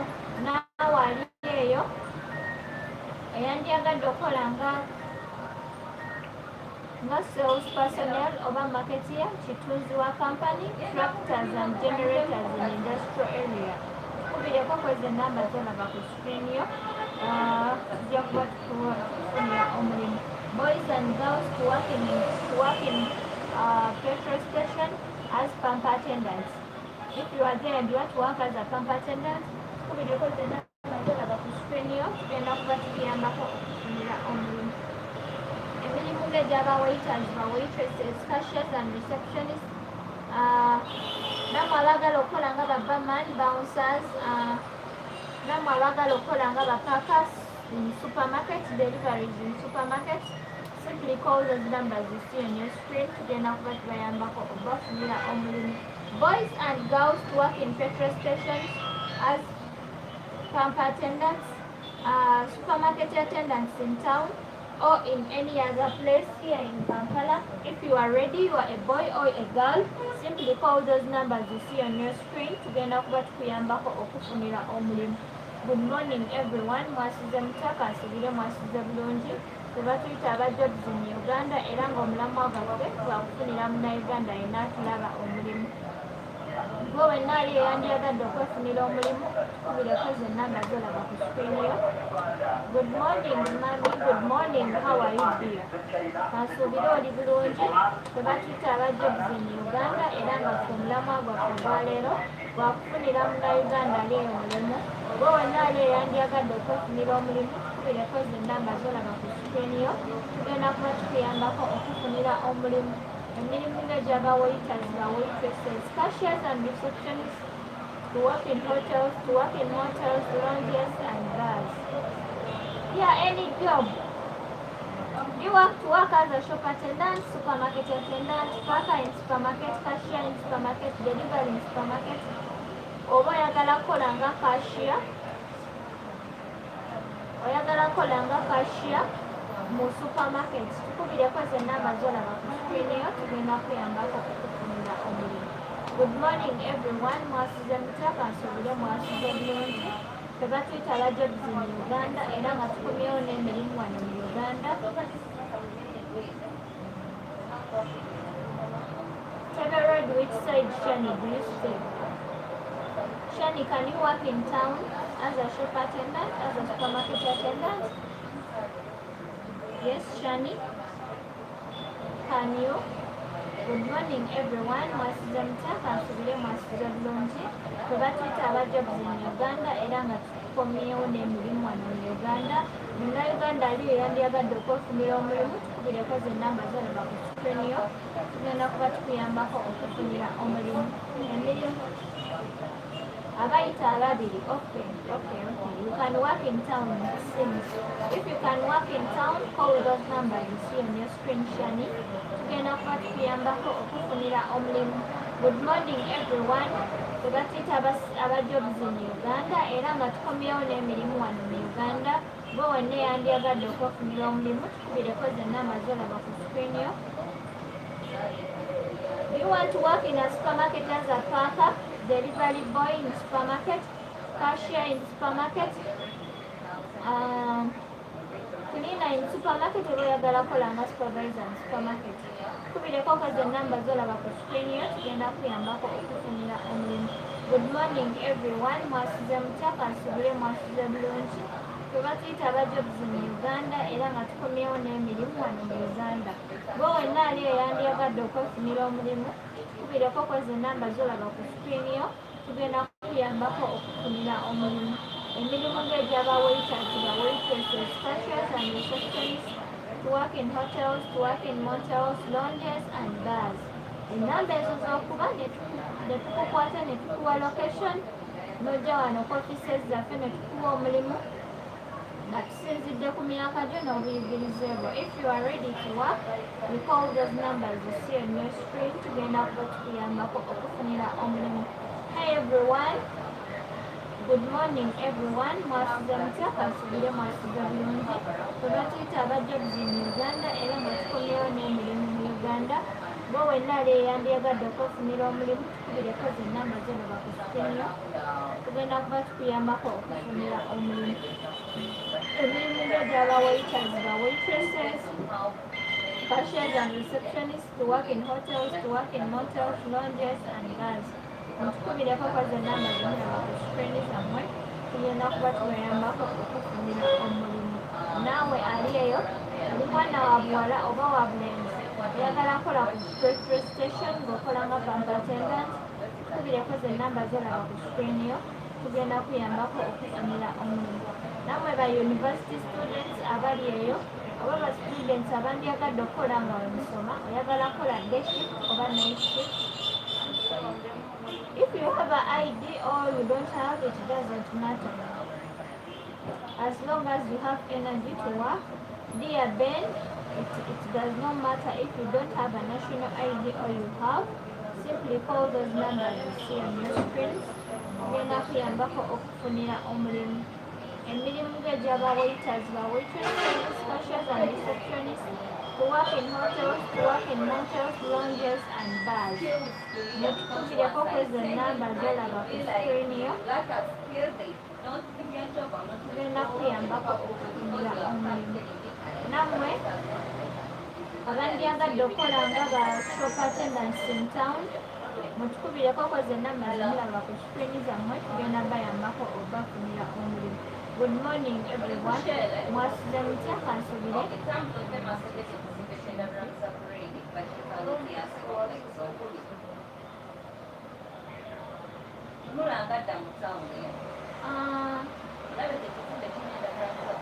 ani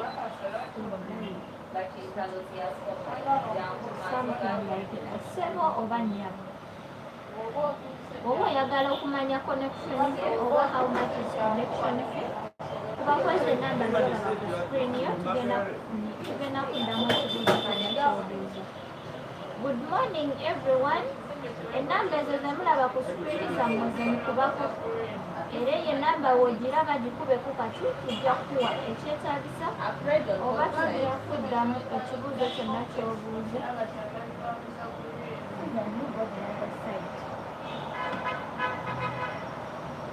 Good morning everyone. Mwasuze mutya kansubire mwasuze bulungi. Tuba tuyita abajjabuzi mu Uganda era nga twesobolayo okufunira munnayuganda ali omulimu gwe wenna ali eyandyagadde okwefunira omulimu tukubireko zenamba zolaba ku screen yo tugenda kuba tukuyambako okufunira omulimu emirimu ng'egyaba waiters ba waitresses, cashiers and receptionists, to work in hotels, to work in motels, lounges and bars. Simply call those numbers you see on your screen tugenda kuba tukuyambako okufunira omulimu gwe wenna ali eyandyagadde okwefunira omulimu tukubireko zenamba zolaba ku screen yo tugenda kuba tukuyambako okufunira omulimu. Waiters and waitresses, cashiers and receptionists to work in hotels, motels, lounges and bars. Mutukubireko kwezo enamba zemulaba ku screen zammwe tugenda kuba tubayambako okubafunira omulimu.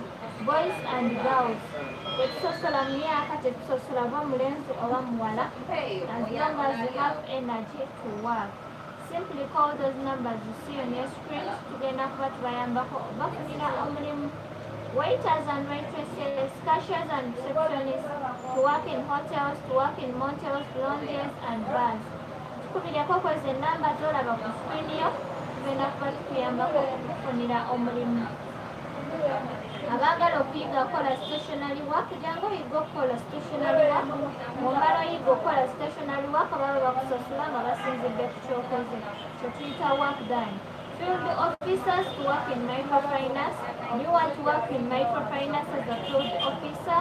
Location. Ben nakugambye okubeko zenamba zolaba ku screen yo tukufunire omulimu naawe ayagala oyiga okukola stationary work oba tomanyi kukola stationary work ng'oyagala kuyiga baba bakuyigiriza ate omala omuyiga baba bakusasula nga basinzidde ku kyokoze tukubireko zenamba zolaba ku screen yo tugenda kuba tukuyambako.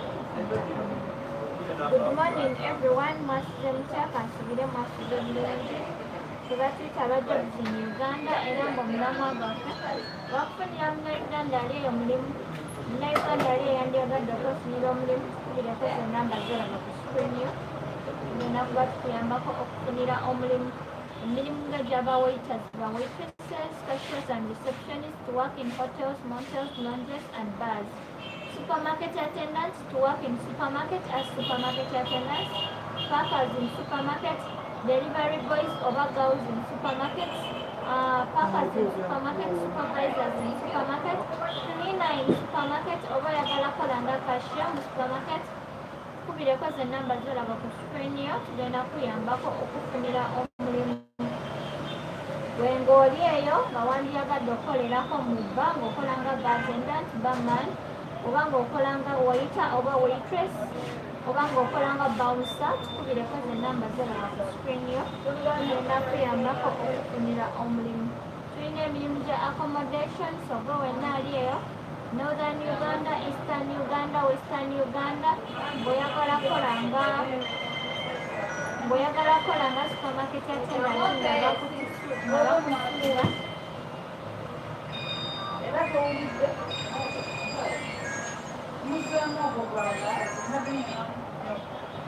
tukubireko ze namba zolaba ku screen yo tugenda kuyambako okufunira omulimu. Good morning everyone, mwasize muteeka nsubire mwasize bulungi. Tuba tuyita aba jobs in Uganda era nga tukomyewo n'emirimu wano mu Uganda. Omulimu gw'owulidde nga sigusomye ng'osobola ogukola tukubireko kweze namba zolaba ku screen yo otubuuze.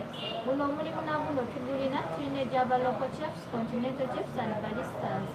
Ate gy'emirimu oba oyagala osulayo bakusuza oba toyagala sula tebakusuza.